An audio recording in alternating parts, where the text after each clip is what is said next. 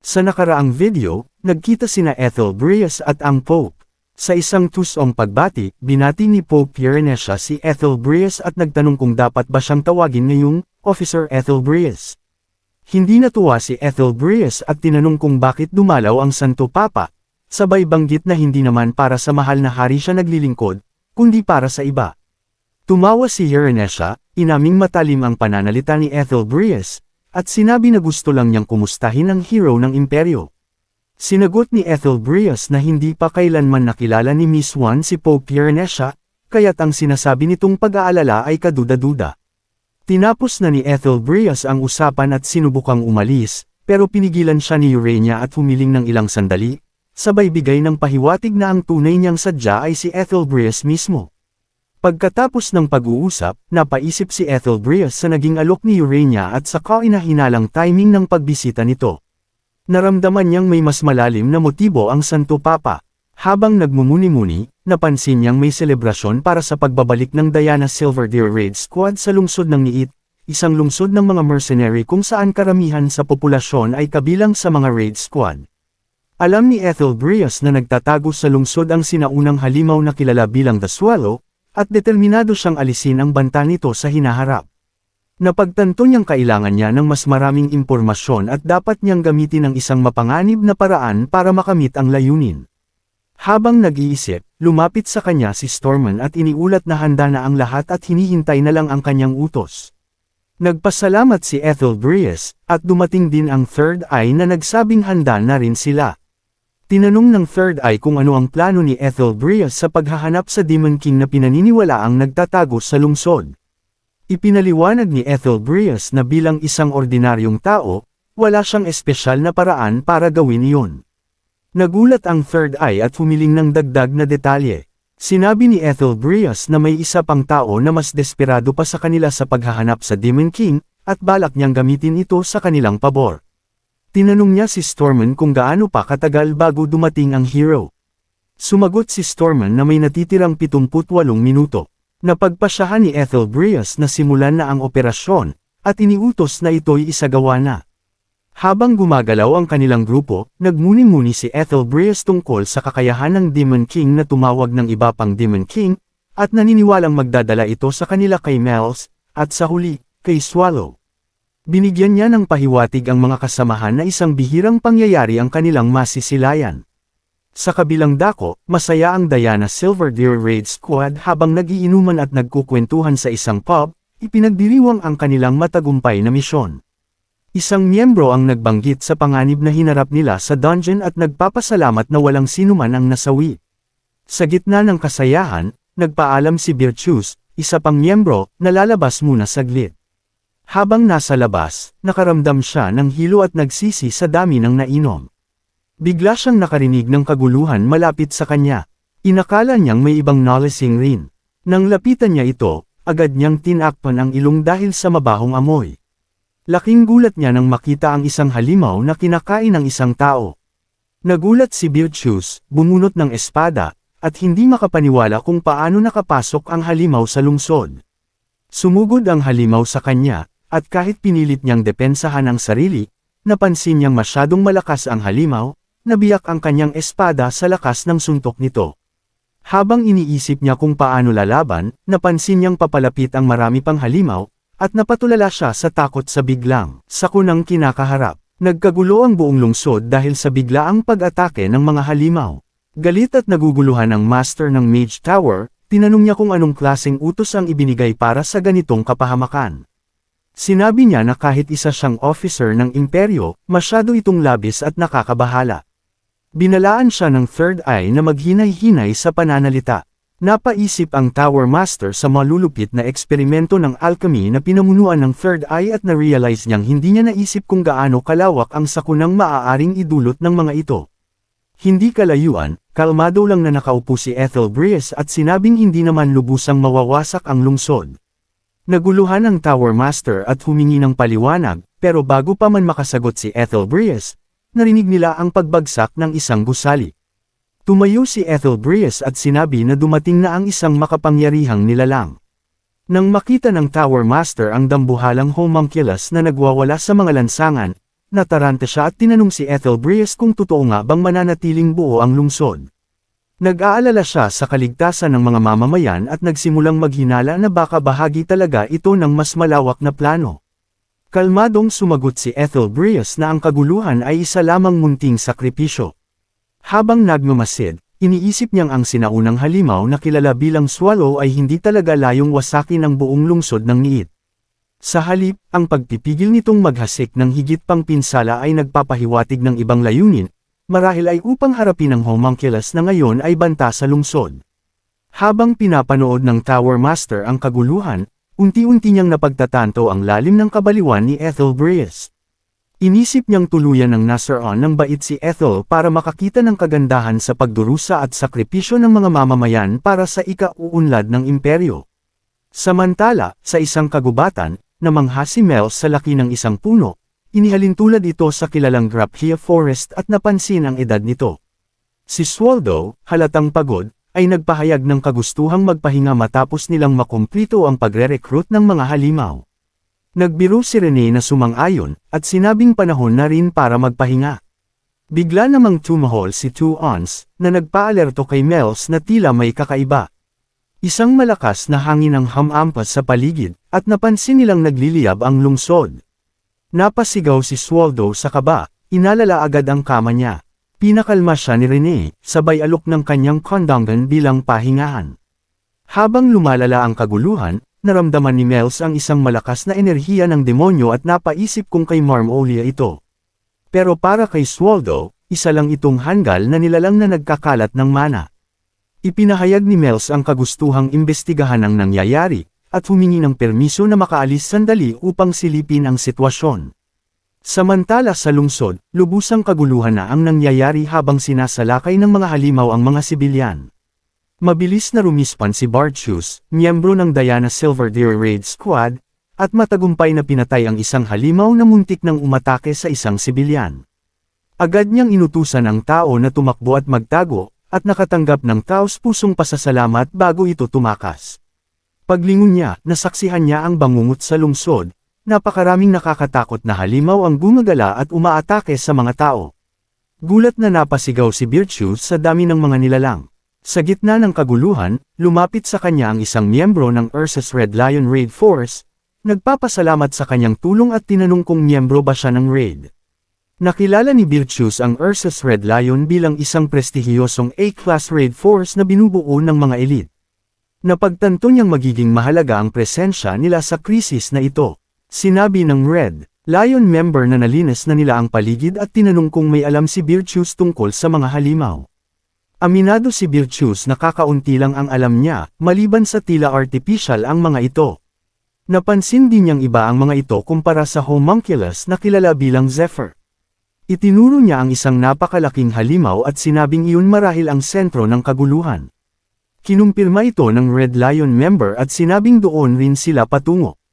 Nagpilit si Virtues na sumama, ipinagmamalaki ang pagiging A-class member niya sa kabila ng kanyang pag-aalinlangan kanina. Ngunit binalaan siya ng Red Lion member, tiyak daw silang mamamatay kung lalapit sila sa halimaw na iyon. Idinagdag ng miyembro na may narinig siyang tinig na naghahanap kay Virtues habang papunta siya roon. Habang hawak siya sa balikat, napansin ni Virtues ang panginginig ng kamay, at na-realize niyang siya pala ang nanginginig sa kaba, hindi ang Red Lion member. Pinayuhan siya ng Red Lion na unahin ang sarili niyang kaligtasan at ng mga taong nasa paligid. Sinabing sila na ang bahala. Napagtanto ni Virtues ang bigat ng sitwasyon at sumang-ayon. Ibinigay niya ang responsibilidad sa Red Lion Squad. Ngumiti ang miyembro bilang pag-acknowledge at agad tumakbo patungo sa dambuhalang halimaw na nagwawala sa lungsod. Naiwan si Virtues na nakaluhod, habang bumantong hininga at nilulunod ng bigat ng mga pangyayari. Samantala, sama-samang humarap ang Ursus Red Lion Raid Force sa dambuhalang halimaw bilang paghahanda sa laban. Isa sa mga miyembro ang nagreklamo sa ingay at sinabing sumasakit na ang kanyang tenga. Isang mas nakatatandang miyembro naman ang nagbanggit ng kakaibang sensasyon sa kanyang eardrums, at pinaghinalaang may kinalaman ito sa magic. Habang pinag-aaralan ng grupo ang halimaw, sabay-sabay silang nagtanong kung anong klaseng nilalang ang nasa harapan nila. Itinuro ng nakatatandang miyembro na ang halimaw na ito ang dahilan ng kaguluhan sa lungsod. Binalaan niya ang mga kasama na sobra-sobra ang mana na lumalabas mula sa nilalang na ito, kaya't hindi nila ito dapat baliwalain batay lang sa itsura. Biglang lumitaw ang maraming magic circles sa paligid ng halimaw. Agad na inutusan ng nakatatandang miyembro ang lahat na umatras. Ipinaliwanag ng isang high mage mula sa kanilang hanay na ang mga circle ay palatandaan lang ng simpleng detection magic, hindi ito spell na pambomba. Tinanong ng matanda kung may hinahanap ba ang halimaw. Sumagot ang high mage na kung balak nila itong patumbahin, dapat gawin nila ito agad, at walang pag-aalinlangan. Habang ang high mage kasama ang iba pang mga mage mula sa squad ay nagsimulang mag-cast ng iba't ibang spell papunta sa halimaw, sumigaw ito ng matinis ng tamaan ng mga atake. Kumpiyansang inanunsyo ng high mage mula sa Ursus Red Lion Raid Force na epektibo ang kanilang mga atake at hinikayat ang kanyang team na ituloy ang pag-atake. Pero napansin ng mas matandang miyembro na may mali. Bago pa siya makapagbabala na umatras sa loob ng range ng halimaw, isang miyembro ng squad ang nagmadaling sumugod, nakabunot ang espada at tumama sa halimaw. Dahil sa padalos-dalos na kilos na iyon, nagalit ang halimaw at inilipat ang atensyon nito sa Ursus Red Lion team, sa kagumanti ng isang mapaminsalang atake. Nabigla ang team at hindi nakaiwas, marami ang nasaktan at may ilang namatay sa iisang hampas lang. Pagkalipas ng atake, habang hamupa ang alikabok, nakita ang matandang sugatan at umuubo ng dugo. Sa gitna ng kanyang paghihirap, napagtanto niyang ang ganitong uri ng nilalang ay lampas sa kakayahan ng mga tao. Sa mga sandaling iyon, dumating si Mel sa eksena at tinawag ang halimaw sa pangalan nitong Marmolia. Namangha ang matanda sa presensya ni Mels at nasambit sa isipan niyang parang anghel ito. Nang marinig ni Marmolia, si Mels, inilipat niya rito ang atensyon. Tiningnan ni Mels ang kalagayan ni Marmolia, na halatang gusot at puno ng galit, tila may pinagsamahan sila noon. Buo ang loob ni Mels na tapusin ang sigalot, kaya naghanda siyang mag-cast ng isang high-level spell na tinatawag na Black Annihilation. Nag-flashback sandali habang lumilipad si Mels papunta sa pinanggagalingan ng demonic energy na naramdaman niya.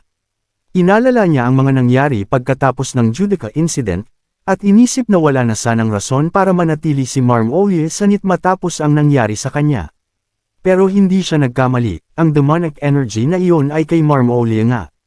Balik sa kasalukuyan, hinarap ni Mel si Marmolia. Alam niyang maraming pinagdaanan si Marmolia, pero hindi siya naruroon para maawa. Kaya inilusad niya ang Black Annihilation Spell, isang malakas na spell na tumama kay Marmolia. Nakita ito ng High Mage mula sa Ursus Red Lion Raid Force at nabigla, isang Demon King ang umatake sa halimaw.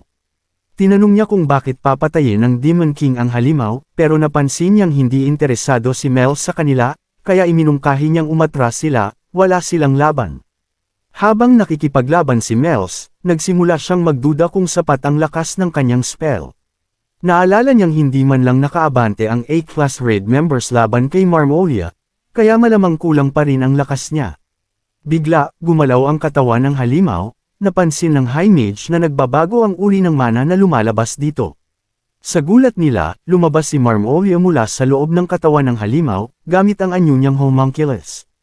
Naantala ang pag-atras ng mga kasamahan ng High Mage. Mula sa katawan ng halimaw, agad gumamit si Marmolia ng Mute Dagger, isang mid-class spell, na tumama at pumatay sa ilang miyembro ng Raid Force bago pa sila makagalaw. Mabilis siyang lumapit at nagpakawala ng isang malakas na magic explosion na tumapos sa lahat ng natitira. Nang hamupa ang kaguluhan, lumapit si Mels kay Marmolia. Nang hihina si Marmolia, umaangal na parang natutunaw ang kanyang katawan, at ramdam niyang mamamatay na siya. Pero determinado pa rin siyang patayin si Mels. Nagtawanan siya ng baliw, mistulang buo pa rin sa kanyang pagkasira. Sumagot si Mels sa pamamagitan ng pagcast ng Wind-Piercing Ground, isang spell na nagpausbong ng matutulis na istruktura mula sa lupa para harangan si Marmolia. Pero hindi natinag si Marmolia, dinurog lang niya ang mga harang at sumugod. Sinubukan ni Mels mag-cast ulit pero bigo siya, hindi tumalab ang spell. Tumalon si Marmolia, hinablot ang wand ni Mels, at sinabi na sa wakas, mukha na raw itong tunay na Demon King. Nagpatuloy ang matinding labanan. Mula sa malayo, pinanood ito nina Ethel Breeze at ng Third Eye. Tinanong ng Third Eye si Ethel kung kontento na siya. Sumang-ayon si Ethel, at sinabing naiintindihan na niya ngayon ang kumpiyansa ng Third Eye. Tinukso siya ng third eye, may mas kapana-panabik pang mangyayari. Habang inaasahan ni Ethel Brias ang susunod na mangyayari, patuloy ang labanan nina Mels at Mar'olia. Pakunti na ang mana ni Mels, pero sinubukan pa rin niyang i-freeze ang mga paa ni Mar'olia para makakuha ng upper hand. Naniniwala siyang kung kakayanin lang niyang tumagal pa ng kaunti, maaari pa siyang manalo, lalo na't halatang bomb ibigay na ang katawan ni Mar'olia. Pero laking gulat niya nang tinusok ang tiyan niya ni Mar'olia mula sa frozen spot. Dahil sa biglaan atake, nawalan ng konsentrasyon si Mels at nabitawan ang spell, dahilan para makalapit agad si Mar'olia at sakalin siya sa leeg. Sa isang nakakatindig balahibong ngisi, sinabi ni Mar'olia, "My dear Mels, masasaktan ka sa isang ito." Pero nagpakawala si Mels ng isang spell, Self-Its Rejection, isang malakas na spell na nagpadala sa kanya ay kay Mar'olia sa ere at lumagapak siya sa lupa, puno ng sakit at paghihirap. Habang umuubo ng dugo si Mels, napaisip siya sa desperado niyang sitwasyon. Naalala niya ang isang pangyayari noon kung saan halos mamatay din siya matapos protektahan ang isang teleportation hub sa utos ni Mr. Swallow. Habang unti-unting nauubos ang kanyang lakas, ipinatong niya ang kamay sa sugat niyang umaagos ng dugo, at nalungkot sa ideya ng mamatay nang hindi pa natatapos ang misyong iniwan sa kanya ni Mr. Swallow. Mahina siyang bamulong ng isang paumanhin bago tuluyang bumagsak sa lupa. Samantala, naramdaman ni Rene ang paghina ng presensya ni Mels at tinanong si Swallow kung magiging ayos ba si Mels. Kalmado siyang sinagot ni Swallow na mas malakas si Mels kaysa sa inaakala nila. Ipinahayag ni Rene ang pag-aalala niya tungkol sa demonic power na bagong sumabog, pero pinutol siya ni Swallow at mariing sinabi na si Mels ay isang napakahusay na Demon King, kahit hindi pa niya lubusang alam ang tunay niyang lakas. Pinagmasdan ni Ethel Brias ang sitwasyon at naisip na matagumpay nilang nakuha ang Demon King. Nagkomento ang Third Eye tungkol sa bisa ng pagbago nila sa combination formula sa kanilang eksperimento. Nagtanong si Ethel Brias kung ano mismong binago sa formula. Ipinaliwanag ng Third Eye na noon, nakatuon sila sa pagkuha ng malakas na kapangyarihan habang binabawasan ang side effects, tulad ng ginawa nila kay Nim. Pero sa bagong eksperimento, binaliwala na nila ang side effects para lamang sa maximum power, kaya't naging unstable pero malakas ang resulta. Naisip ni Ethel Brias na mahalaga ang lakas na iyon para sa nalalapit na subjugation na layong sukatin ang kakayahan ni Swallow. Napansin niyang tila pinag-iisipan pa ni Swallow ang bawat kilos at napaisip kung may koneksyon ba si Mel sa Demon King Mage na ito. Naging balisa siya sa ideya na baka matapos ang lahat bago pa dumating si Juan, kaya nagdesisyon siyang mang-alap ng impormasyon tungkol kay Swallow at kung nasaan ito. Biglang pinutol ng isang tauhan na si Storman ang kanyang iniisip at sinabing tumingin siya sa labanan. Pagtingin ni Ethel Brias, gulat siya nang makitang muling nagkamalay si Mels. Napalibutan siya ng umiikot na itim na mana nakahawig ng kay Swallow. Nang inig si Mar'olia sa takot habang nararamdaman ang itim na mana na tila tumatagos hanggang sa kanyang kaluluwa. Sa takot, ginawang matalim na talim ang kanyang kamay at sumugod papunta kay Mels. Pero bago siya makasugod, tinapatan siya ni Mels ng spell na Frozen Spear. Sa lakas ng spell, pati si Mels ay nabigla, nabitiwan niya ang kanyang wand. Naguluhan siya kung paanong nakapagpakawala siya ng ganong kalakas na spell kahit paubos na ang kanyang mana at duguan siya. Habang iniisip ito, napagtanto niyang naroon pa rin sa loob niya ang mana ni Mr. Swallow, pinagagaling siya at unti-unting binabalik ang kanyang lakas. Naisip ni Mels na maaaring may ginawa si Swallow noong huling insidente sa Rias bago siya umalis. Bago siya umalis, naisip niyang kumpirmahin kung patay na talaga si Mar'olia. Gumamit siya ng life detection spell sa nagyelong katawan nito at nakumpirmang wala na itong buhay. Idineklara niyang tapos na ang lahat, pero bigla siyang muling umubo ng dugo dahil sa sobrang paggamit ng itim na mana ni Swallow, halos ikamete niya ito. Dahil dito, napagpasyahan niyang bumalik kay Swallow para tanungin tungkol sa epekto ng mana sa kanya. Habang papalayo na siya, may narinig siyang boses sa likod pero paglingon niya ay wala namang tao. Pinagpalagay niyang guni-guni lang iyon dala ng pagod. Ngunit bigla na lang may lumabas mula sa nagyelong katawan ni Mar'olia. Gulat na napatingin si Mels, nakita niyang may nilalang na sumisipsip sa natitirang mana ni Mar'olia. Bagamat nabahala siya, pinakalma niya ang sarili. Alam niyang nagampanan na niya ang tungkulin niya bilang kaibigan kay Marmolia, at wala na siyang obligasyong harapin ang bagong banta. Nagplano si Mel's na guluhin ito gamit ang simpleng attack bago mag-cast ng teleportation magic para makatakas. Ngunit bigla siyang muling umubo ng dugo at bumagsak sa lupa. Napagtanto niyang pinipinsala na ng kakaibang mana ang kanyang katawan. Nagmamadali siyang mag-isip, kailangan niyang makatayo at makaalis bago matapos masipsip ng halimaw ang lahat ng mana ni Marmolia at siya naman ang puntiryahin. Sa oras ng panganib, biglang sumagip si Rene. Gumamit siya ng wire para hilahin si Mel's palayo at itapon ito sa direksyon ni Tuons, na agad siyang sinalo. Laking tuwa ni Mel's nang makita si Tuons, nakaramdam siya ng ginhawa. Nagpahayag si Rene ng pag-aalala sa pagkaantala, aminadong hindi niya inakalang ganito kalakas ang makakalaban ni Mel's. Humingi ng paumanhin si Mel's kay Rene, habang iniisip niya na kung naroon si Rene at si Tuons, malamang naroon din si Mr. Swallow. At sa sandaling iyon, dumating nga si Swallow, nag-inat at nagbiro pang muntik na raw siyang makatulog kakahintay kay Mel's.